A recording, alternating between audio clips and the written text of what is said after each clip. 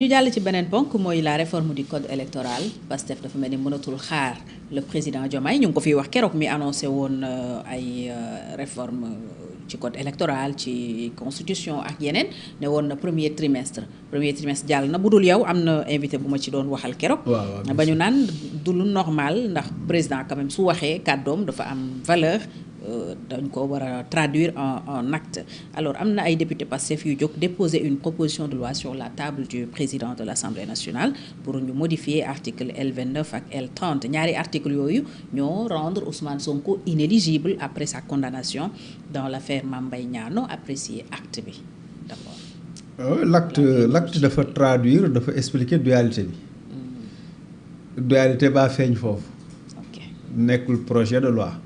alors qu'en temps normal yu mel noonu c'est des réformes institutionnelles de fond en temps normal c'est le président de la République wala en tout cas l'exécutif parce que l'exécutif benn la primature présidence ñooy porter le projet def ko projet de loi li tax mu nekk proposition de loi c'est parce que ça vient du PASTEF et de députés particulièrement de députés PASTEF et même du parti PASTEF parce que député c'est le parti bi moo leen ko sant léegi nag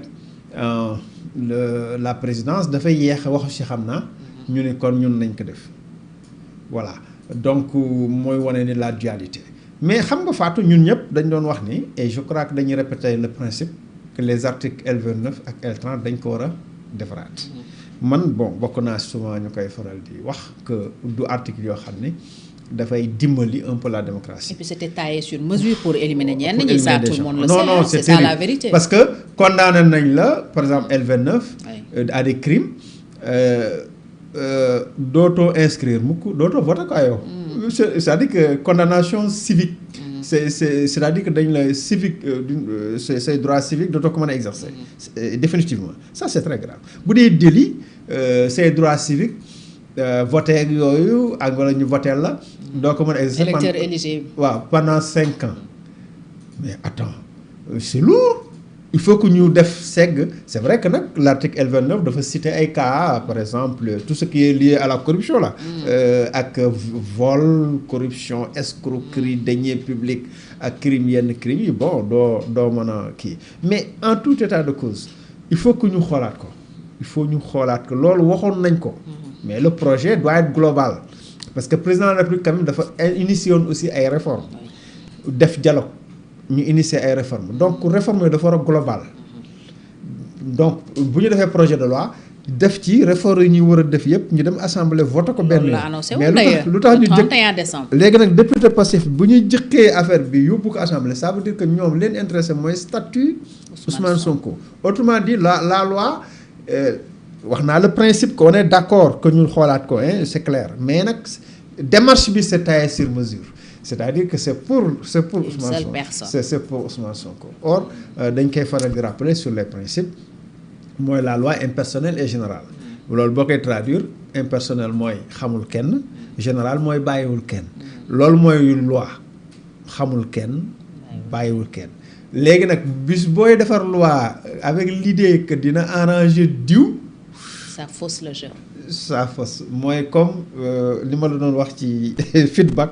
ak communication ak information c'est la même chose fii c'est-à-dire que dès lors que le député se dit je fais une loi pour la République du Sénégal loi bi moo gën ci Sénégal te wax naa ko sànq sur le principe mais boo nee non loi bi dina permettre Ousmane Sonko mu nekk candidat à partir de ce moment là yaa ngi ci effectivement problème éthique loolu moo ci am problème bi ci des nag mooy bu ñu demee ba. Promulgation de la loi foofu c'est le président de la République bi ñu tëboon jéggi woon président nag moo war a promulguer su promulguewul moom président mën na demander une seconde lecture à l'Assemblée te boobaa la seconde lecture est obligatoire te seconde lecture bi la ca 10 mooy il faut les 3/4 des députés voter ko c'est-à-dire que la procédure de seconde lecture moo gën a compliquer vote normal il faut les 3/4 des députés votent ko pour seconde lecture bi jàll. Est-ce que c'est pas une manière pour Pastef de mettre la pression sur Diomaye wala peut-être wane aussi forcé ko ci candidature Ousmane Sonko est-ce que yow nangu nga candidature Ousmane Sonko parce que laaj nañ ko ci laajati ko tontuwu leen waaw léegi lii dañu contourner quoi dañu wut beneen yoon si mooy dualité bi moo feeñ dualité bi moo feeñ mais léegi nag Diomaye avec ses services ses juristes ak ses spécialistes day toog analyser froidement la situation parce que pour xool nan ban attitude la war a adopter par rapport à ça et là on verra li affaire bi di joxe ak nag bu ñu désormais suñu voté loi bi pare la troisième question mooy question boo xam ne ñu ngi ciy débattre te pareeguñu mooy le problème de la rétroactivité c'est-à-dire que loi bu bees bi normalement du régir les situations antérieures bon am na nag ñu ni ci biir PASTEF y compris ay spécialistes proches du PASTEF wax nañ ni dès lors que levé nañ interdiction yi rek amatul problème rétroactivité c'est-à-dire que dañuy appliquer la loi donc Sonko mën na dem inscrire sur les listes comprendre waaw ak yooyu donc ouais donc débat boobu aussi. ak aussi ñeneen ñi nekk dans la même situation que lui. waaw parce que du moom rek. oui Barthélémy par exemple il y a Barthélémy qui a perdu tous ses mandats là à cause de loolu. ma Barthélémy ngi nii ñu dax ko député dax te ñoom waa parce que ñoo ko dax. sur la base de ça. dem woo benn waaye na ko il suffit que benn xawma conseil municipal xawma lan def wala benn citoyen def de Dakar waaw def benn kii rek après ñu acca maire bi acca demal yow député bi perdre nga sa mandat maire bi perdre na dans sur la base des lois là loi boobu lañ fi dindi ñoom te ñoo si profito dàq ci Bart mooy tailler sur mesure yooyu ñuy wax maanaam yow sa intention donc démarche bi baax na sauf quand même mënoon na nekk projet de loi malheureusement nekkul projet de loi bon mën na nekk aussi proposition de loi c'est pas interdit depuis ñëw ñi maanaam député yi porte ko d'accord mais esprit bi nekk derrière mooy problème parce que bu leen arrangé ñu utiliser ko comme arme bu fekkee arrangé tu leen parce que arme bi dañ ko wëlbati seen kaw mu bëgg leen a faat kon ñu ne nañ dindi arme bi alors que utiliser woon nañ ko contre Barthélémy Diaz foofu rek la démarche bi amee ay sooxe maintenant on va voir lan lay joxe parce que attitude Diomaye c'est important ban attitude parce que bu ñu waree dem seconde lecture à l'Assemblée mën na compliqué justement à l'état actuel des choses ban réaction ngay xaar de la part de Diomaye lan lañ mën a pour Diomaye ñëw rek signé ko mën naa nekk mais mën na aussi créer ay problèmes c'est-à-dire Diomaye mën na ko bañ a signé ndax démarche bi parce que tàgguwuñ ko en fait. xaaruñu ko aussi te moom annoncé woon na. waaw mooy loolu comme xaaruñu ko mun na bañ a ban moom itam li mu koy yoon may mën na ko bañ a. comme da ngeen a yàkkamti allez-y. allez-y nañ ci bon dem après mu demander seconde lecture s'il le faut mën na gën a compliqué parce que vote boobu c'est plus compliqué il faut les 3/4 des députés. Bon, est-ce que c'est vrai que PASTEF am na une majorité écrasante mais 3/4 yi c'est pas toujours évident donc voilà te doon naa la fi tooñ benn jour ma ne la waa léegi nag bu yooyu yëpp amee promulgué wu nag bon am jusqu'à présent am na député yu nii assemblée mën na promulguer dans ce cas ba léegi am na ñu ko wax waaw que l'assemblée pourra dans ce cas promulguer la loi moom mu dugg comme loi de la République mais on verra bien parce que toute une procédure boo xam ni déjà mu ngi wane rek ni bopp état bi dafa am parce que actuellement il y a beaucoup de propositions de loi quand même te toll na temps proposition de loi pour nga def ko Sénégal c'était compliqué parce que dañ lay wax naan waaw il faut nga budgétiser xaw ma lan voilà donc les gens régler problème incidence financière voilà incidence financière wax fu ñu jëlee xaalis bi voilà depuis nit ñi sawaru ñëwoon ci ay proposition de loi mais léegi nag mu ngi commencé proposition de loi yi ñu ngi takkarnaase ba venant des députés Amadou Ba fii affaire loi interprétative yeneen ak yeneen députés yi ñoo koy porté alors que ci dernier mandat wu Macky Sall y en avait presque pas ba ñu naan Macky moo kii député yi pour qu'il n'y ait pas beaucoup de propositions même bi fi Macky nekkee proposition de loi presque amul woon presque amul dañ ko compliqué ba amul bon lii mën na nekk avancée démocratique aussi parce que dans une république aussi ay proposition de loi dafa war a am loolu député yi war nañ porter ay proposition de loi waaw donte nag xam nañ ni derrière c'est très politique bon parce que loi interprétative bi tamit c'était très politique la preuve bi mu demee conseil constitutionnel da ko kase fii tamit un groupe de députés mën na ko yóbbu conseil constitutionnel bon est-ce que dañ koy cacher ou pas bon on verra bien parce que l'idée de réhabiliter un candidat exclu par la loi est-ce que nan la ci conseil bi di wax c'est pas fini bataille bi waaw c'est pas fini la bataille parce que l'idée est de réhabiliter un candidat exclu. Mais est-ce que noonu lañ koy présenter non. Hein? Wala le conseil day xool l'esprit de la loi. Toujours. Ok. La loi merci de la question. La loi on regarde toujours l'esprit. Ok. lu ko tax au fond lu ko tax a. L'intention derrière. L'intention derrière c'est ça l'esprit de la loi. Okay. L'esprit est toujours important sur la lettre. Pour nga mën a comprendre. Est-ce que je pose une autre question bu Barth day dellu mairie Dakar wala. naroon naa la ko laaj est-ce que Barth aussi sera rétabli parce que bu amee rétroactivité mooy Barth doit être rétabli hein. Ah waaw wala boog dans ses droits. wala boog rétroactivité bi du concerner. les responsabilités les statuts et tout les fonctions. muy décision CAF bi mooy ñëwaat foofu titre bi. joxe lee bàyyi lee. waaw peut-être que. Barth tu es rétabli mais tu retournes pas à ton poste. peut-être voilà tu récupères pas ton poste. tu récupères pas ton mandat mais quand même tu peux être éligible désormais. Ok. Donc mën na profiter. Le législateur pas seulement à Sonko. def mën na profiter à Barth mën na profiter à d'autres personnes. yi am difficulté yooyu. par rapport à des condamnations. Donc c'est pas que Sonko. Wala dans l'esprit on verra toujours Sonko. non ñoom moom Sonko leen ci intérêt gars yi moom ñoom dañoo sonkorisé. ñoom nëbbuñu ko kenn dañ kaa làqu. Mais d'autres vont en bénéficier. Et du moment que d'autres en bénéficient est-ce que mun na problème esprit mën na poser wu réellement. waaw mën na tax du posé wu. Ok. comme ni nga ko waxee. mën wax nga dëgg mën na bañ a posé wu. Parce que d'autres en bénéficient. D'autres en bénéficient. Donc ñoom dañu mbubboo derrière tout ça. Tout le monde xam nañ ñëpp nag parce que on n'est pas dupe ñun ñëpp xam nañ li tax ñu def ko waaye nag liñ ko def aussi mën na nekk lu profitable. mën nañu ko yemale rek ci Sonko à la République mën na profitable à tout le monde. Bien sûr. D'autant plus que comme ni ma ko waxee woon sànq c'est une loi boo xam ne daf ñun ñëpp dañ doon enfin pas ñun ñëpp bokk naa ci ñi nga xam ni dañ doon wax ni mais attends parfois c'est léger. Une simple diffamation ay saye dootoo nekk candidat ba telle année bon là y a un problème. C'est un secret de polichinelle bi ko Macky di def c'était pour éliminer certains adversaires. Ça c'est clair. waaw loolu il faut éviter ça. Je crois que aussi loi boo koy def il faut pas que ngay xalaat. ay galgal la woon rek arranger waaw galgal nit arranger nit wala xeex nit surtout say adversaires politiques. Parce que loolu aussi dafay nekk tentation saa boo toogee au pouvoir da ngay bëgg xool.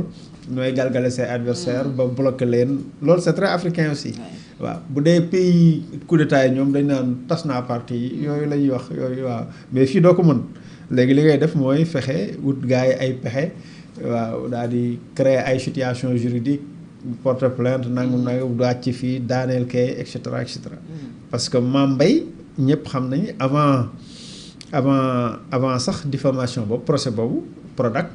Mame Mbaye actifoon na trop ci affaire dossier Adji Sarr contre Sonko ku ci dynamique la woon ci plateau yi mu ci doon wax tout le temps dañ ko war a tëj dañ ko waroon def et cetera loolu xamoon nañ ko avant donc man mii te bokk naa ak moom plateau ba personnellement à l'époque donc voilà mën na profiter à tout le monde.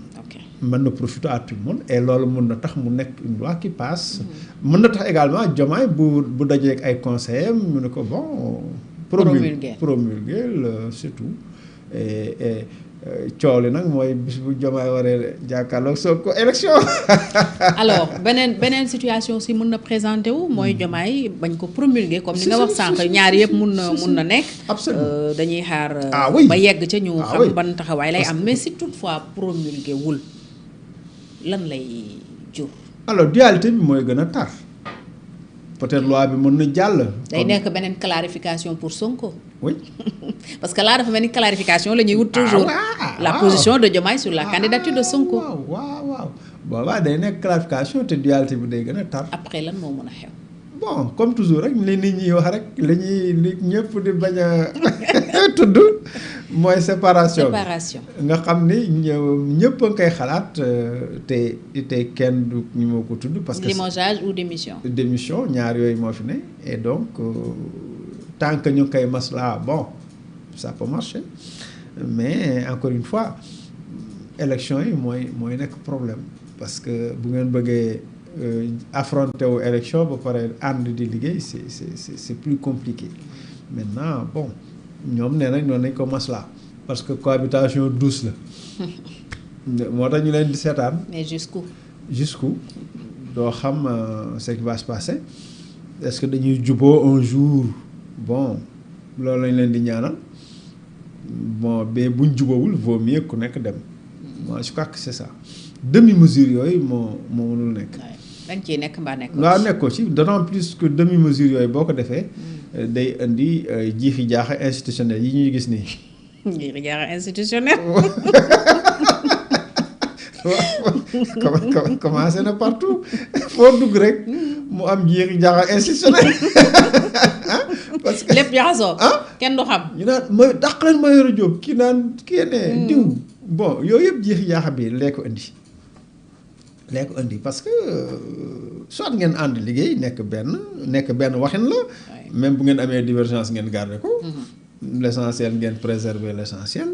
te loolu bon mais di nekk fii di xëccoo di positionné wu bu kii awee nii kii aw nii bon mënta nekk waaw mënta nekk parce que boo ko defee day bloquer tout le circuit ensuite indi problème de confiance au sommet te confiance boobu c'est par rapport aussi à nos partenaires surtout aussi bien les investisseurs que les pays parce que dañu naan non mais attendez ñu xam lu leer non attendez est-ce que du pété est-ce que du am problème après attendez waaw yooyu boo koy def attendez boobu ci la FMI nekk.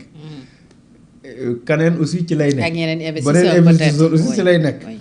léegi xaalis bi ni ñëw gars yi duñu investir heure bi waroon na fekk Dakar nekk benn plateforme pas Montseper rek mooy ñëw mais gars yëpp di ñëw di tambaambalu kay. ndax pétrole bi ak gaz bi. ak yooyu xëcc gars yi ñu gën a ñëw ak stabilité bi parce que mooy suñu premier label. suñ premier label mooy la stabilité économique politique et sociale. Ensuite l'hospitalité léegi nag yàlla roofal ñu richesse yi pétrole ak gaz heure bi waroon na fekk. ñu commencé nekk la Suisse de l'Afrique. ku ne di tambaambalu fii hôtel yi gën a rafet gars yi di ñëw di vacances dégg nga mais boo nekkee ci sommet ba di. jàppal fi bàyyil. pënd bi wureegul daal pënd bi wuri atteel fii. ñoom ñi taxaw fee di xool duñ gis dara. nit ñi dañ naan waaw dañ xaar ba pënd bi wuri. mais xaaral tuuti mu stable parce que apparemment y a une tension. conflit ak tension bokkul. conflit ak tension bokkul. conflit mooy yéen a ngay xeex. mais tension mooy yëf yi lii xeeñ neexul. mooy yéen a ngi si kër gi ku nekk di mattu. xamuñu da ngeen di songoo xamuñu lan ngeen di def ku nekk di mattu. waaw xam nga loolu tamit.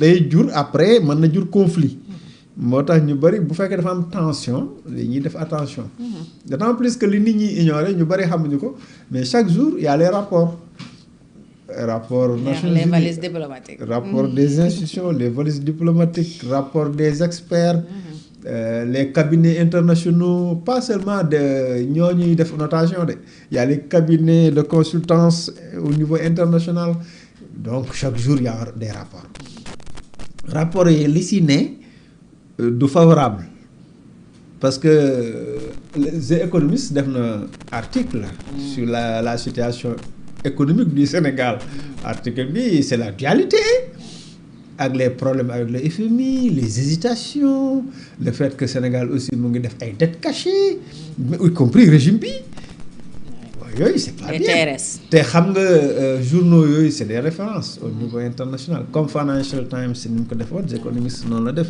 les investisseurs consultent. voilà comme Le Monde ni mu bindee article mu favorable au Sénégal ci CAF noonu la nit ñi tamit di consulter yeneen yi sur d'autres plans. et Le Monde ne l'a pas fait pour nos beaux yeux hein. dañ ko def parce que mooy. non dañ def c'est la vérité. maintenant bu ñu mënoon am ay Sadio Mané ak ay Pape Gueye yooyu sur le plan économique et tout sur le plan politique surtout dina baax mais bu ñu fi bëggee am ñoo xam ne wax rek waaw wax bi bon yàqal nañu lu bari wax ju bari ji et tout et je crois que ak surtout xëccoo bi nga xam ni dafa continuer. dañ ko doon xasee Sénégalais naan leen tout le temps yéen a ngi politique mais loolu entre pouvoir opposition la woon. léegi nag fii c'est à l'intérieur du pouvoir c'est pire encore. scénario boobu ñun kenn xalaat ko woon c'est-à-dire on se disait ok Diomaye mooy Sonko mooy Diomaye. dañ def li ñuy def ba 2029 après ñu xool. est-ce que dañ leen di renouveler confiance ou pas. ci scénario boobu lañ nekkoon. jusqu'à ce que ñu gis ni y a des signes réels de dualité dû à des égos personnels parce que lu la waaye mën di wax c'est problème d'ego. Voilà. Ok. Pouvoir légal pouvoir légitime kii ni maa yor légalité kii ni maa yor légitimité du ma sa morom kii ne ko tamit kon du ma sa morom loolu tekki. alors analyser nañ sànq situation peut-être Diomaye bañ a promulguer